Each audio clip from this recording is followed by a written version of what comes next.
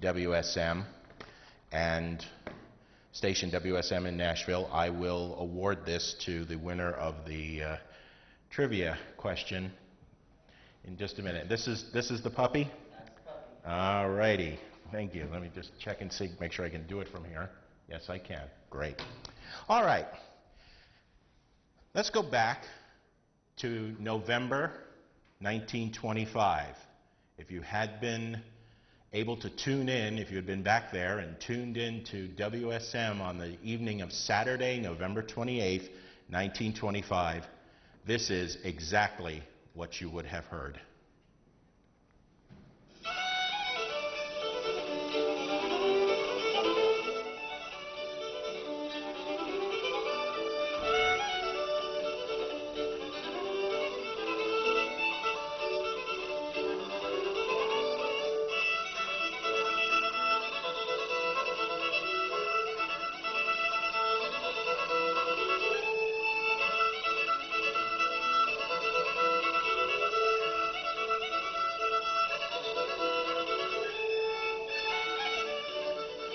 This is Uncle Jimmy Thompson.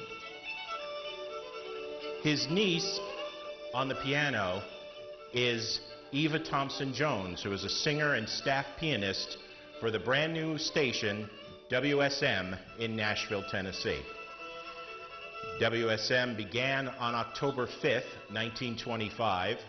It was founded by the son of the CEO of the National Life and Accident Insurance Company, and his name was Edwin Craig.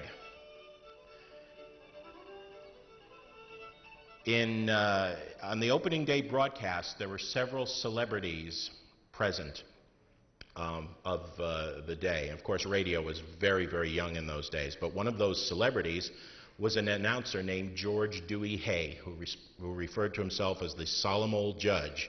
He had begun as a newspaper reporter and columnist, but by the time WSM began, he had been working at WLS in Chicago, and when he came and attended as a representative of radio, he attended the opening day ceremonies at WSM, he was persuaded to leave WLS and join WSM as the program director, which he did on November 9th.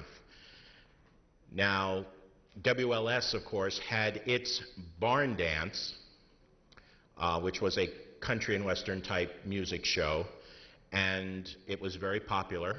So Hay decided to initiate a WSM barn dance, and on the opening day of that broadcast, November 25th, Eva Jones brought in her 77-year-old uncle, and they duetted for about an hour on various fiddle tunes while she played the piano. He actually played for 1 hour and 5 minutes, my notes say here. And at the end of the program, Judge Hay said, do you know any more tunes, Uncle Jimmy? And he said, why, shucks, a fiddler doesn't hardly get warmed up in an hour. So he was invited back the following week. And that's what WSM has chosen to recognize as the start of the Grand Ole Opry program. Now, I have here a track that was actually recorded in 1931. This is Uncle Jimmy Thompson chatting with a recording engineer named Bill Brown, but certainly his repartee with Judge Hay during the earliest Opry broadcasts cannot have been too different from what you're about to hear. Yeah, let's push the right button this time. This is old Uncle Jimmy Thompson. I'm going to play you a fine quadrille. I learned 4th day of August in 1866. That's a long time. How old are you, Uncle Jimmy? 82. I've got grown grandchildren and great big great-grandchildren. Running cars and trucks yet, and I'm playing the fiddle yet. And I look at a pretty woman just as good as I ever did. I bet you do. Sure. Let's hear that quadrille roll. All right, here she comes.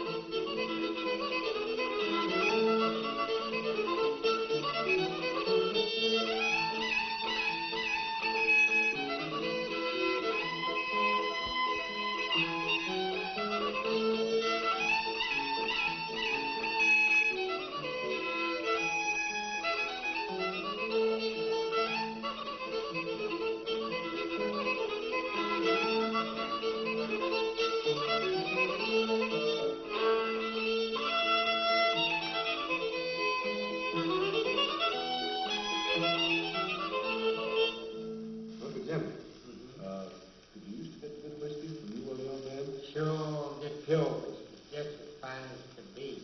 It's whiskey just made you love everybody. Make a fella love his poor old grandmother. What you have to pay for it? 25 cents a gallon.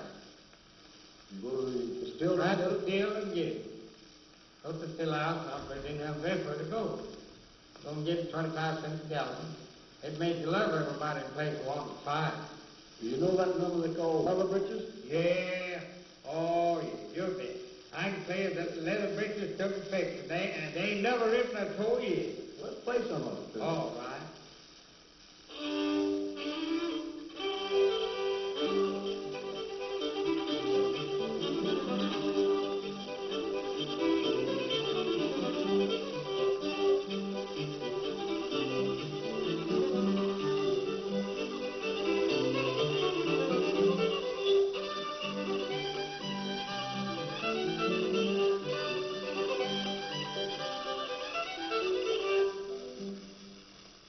That was fine. Why, sure, that's a good tune. It's fine tune. You may have heard a little of that snippet of the second bit of dialogue where the engineer was asking Uncle Jimmy about getting whiskey from the still. Whiskey just makes you love everybody. Well, Uncle Jimmy was none too reliable when he was having whiskey, and he appears on the WSM Barn Dance throughout 1926, but by 1927 he starts to disappear. And that's mainly because other performers were joining, and Uncle Jimmy liked to imbibe. He liked his sour mash, I guess.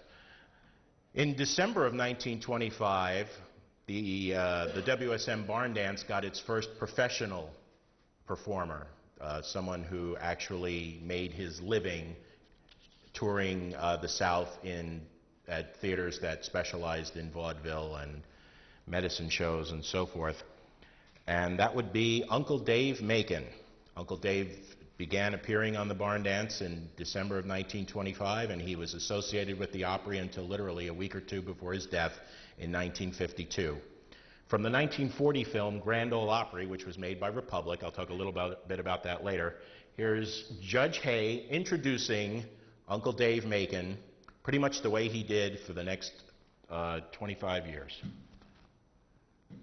And am I hitting the play button? And now, friends, we present Uncle Dave Macon, the Dixie Dewdrop, with his plug hat, gold teeth, chin whiskers, Gates ajar collar, and that $1 million Tennessee smile, and his son Doris. Let it go, Uncle Dave.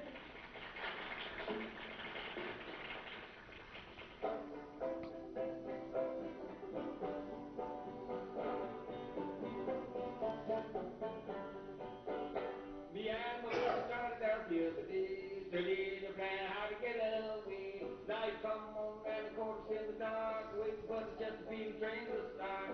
Kentucky was standing right now, the road's been out and two passengers all aboard. Billy reached up and pulled the string, bang a bang a bang a with the band-gun train. Take me back, take me back, take me back, take me back, take me back to that old Carolina home. Oh yeah, take me back. Tonight, from the home of Ken Murray's Blackouts, the El Capitan Theater, Hollywood, Lever Brothers Company presents The Pepsodent Show, starring Bob Hope and his special guest, Al Jolson.